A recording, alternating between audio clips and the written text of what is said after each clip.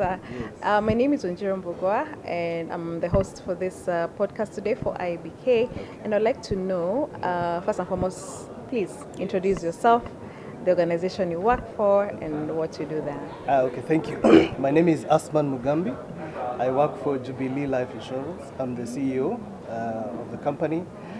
Basically, I'm the team leader in charge of a team to ensure that the company runs smoothly.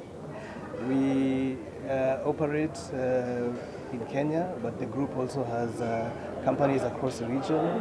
We sell life insurance, we sell pensions, we sell savings, we sell education, we sell group benefits. Awesome. Yes. Tell us just a little bit about the reason why you're here before we go into your product. Yes. Is this your first time? Incidentally, yes. Oh, it is? Yes, it How are you is. finding it so far? No. I mean, it's been interesting. Yeah. It's been interesting. Okay. Brokers are very critical to Yeah. us. They are our key partners. Yeah. We partner with them in distributing our products. Yeah. So it's quite important. We've always supported them. Yeah. We've always sponsored their conference. Although it's my first time here, Yeah. but other team members have been coming. Yeah. These guys are very important to us, Awesome. and we always partner with them, Yeah. and that's why I'm here to support them. Excellent.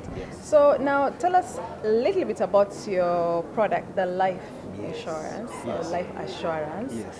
And why do you think it is an important product? And how is the uptake so far? And are Kenyans really ready for it? Yeah. So Kenyans need life insurance. What is life insurance? So life insurance, basically, in simple terms, it's just providing peace of mind. Peace of mind to parents that their kids are going to get educated. Peace of mind to the children or beneficiaries that they're going to be taken care of if anything were to happen. Yeah? So it's basically peace of mind. Often enough, Kenyans don't really understand it, but we are making strides, we are improving, we are trying to educate more people, and the penetration of life insurance is increasing. Not at the pace we would want it to be, but it's increasing day by day. Yeah. Good. How are you educating Kenyans Yes. to get to know about life? Yes. So if you check in social media and in other media, insurance companies have become more prominent. Previously, we would stay in our companies, and not talk to people. But now we are becoming more prominent. We are going out there. Even this session with you, it's part of that. It's part of that. To go and talk to people and explain to them, what this is about. We want to get into partnerships with others to try and educate and get the message out there that this is an important solution that every Kenyan should have, because it really makes a difference if you have life insurance and if you don't. Tell us a bit about whole of life. Yes. Tell us a bit about it. So whole of life is a solution where you are provided life cover for all your life, so that if anything were to happen, then your family can be able to get some money to take care of themselves. Is it like a cash inheritance? So it is sort of like inheritance. It's like you're building a legacy. Yeah. It's like you're building a legacy. People say, I will go and buy a piece of land or a plot, then that is what I'm going to give to my kids. Then the kids have to go and start selling that, and they're not able to get a buyer.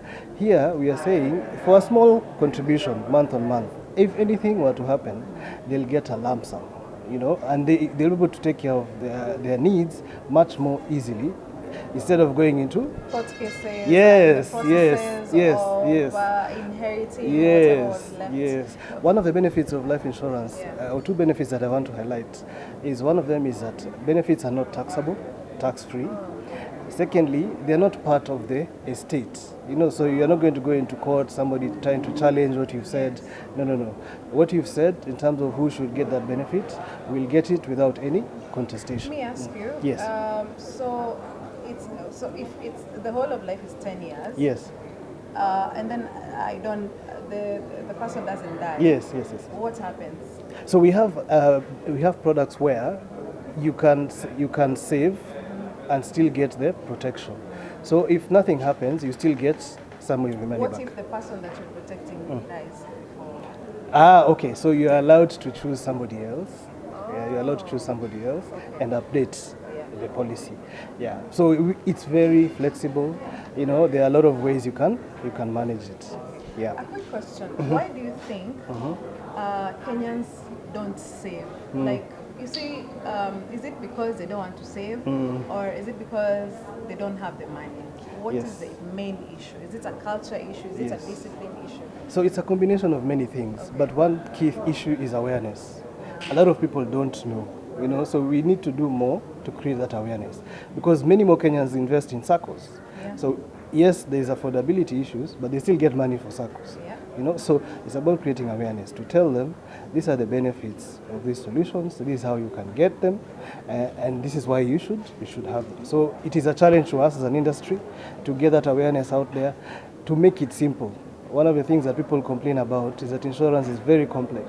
So we need to make it simple in a language that people will understand. Yeah, because like when you're talking to a younger customer, they want like short-term investments vis-a-vis life, which is 10 years minimum. So what do you do in that situation where you know that they do need to have a long-term plan, saving plan, because of their future financial goal? For instance, retirement. For instance, a holiday home or education for your children. So how then do you convince them, the younger ones who do not have even that responsibility of being a parent, like you can save, you can still save long term?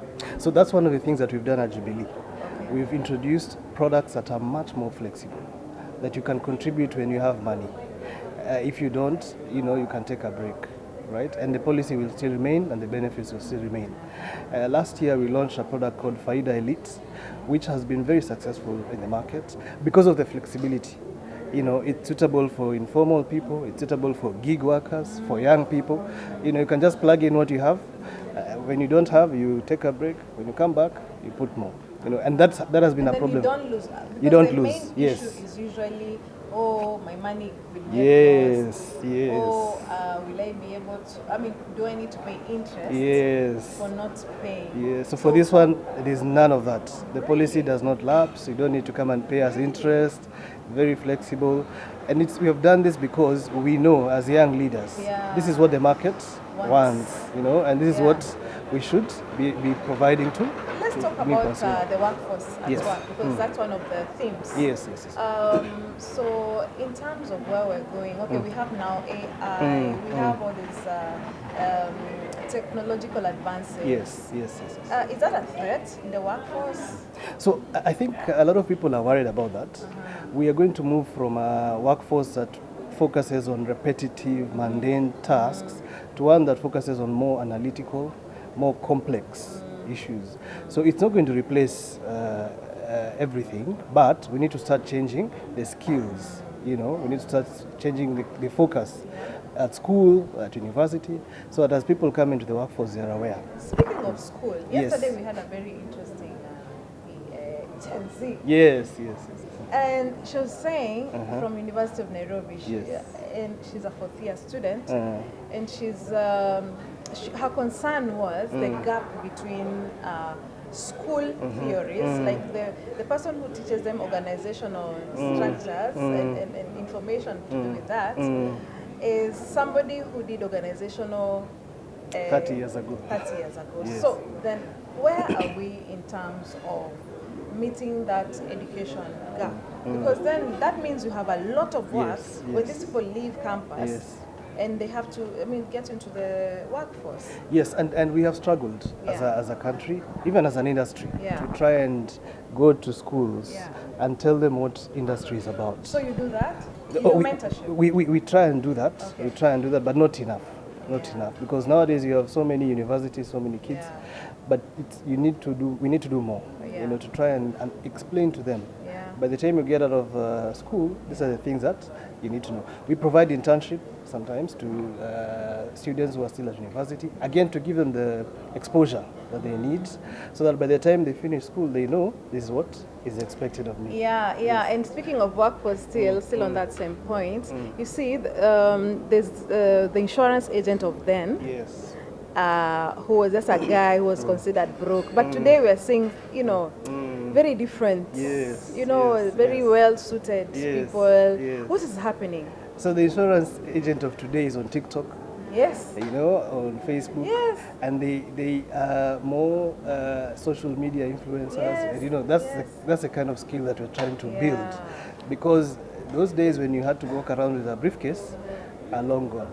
Yeah. So right. we are trying to also train a new crop of agents who can be comfortable on digital media so they can be able to attract the new consumer.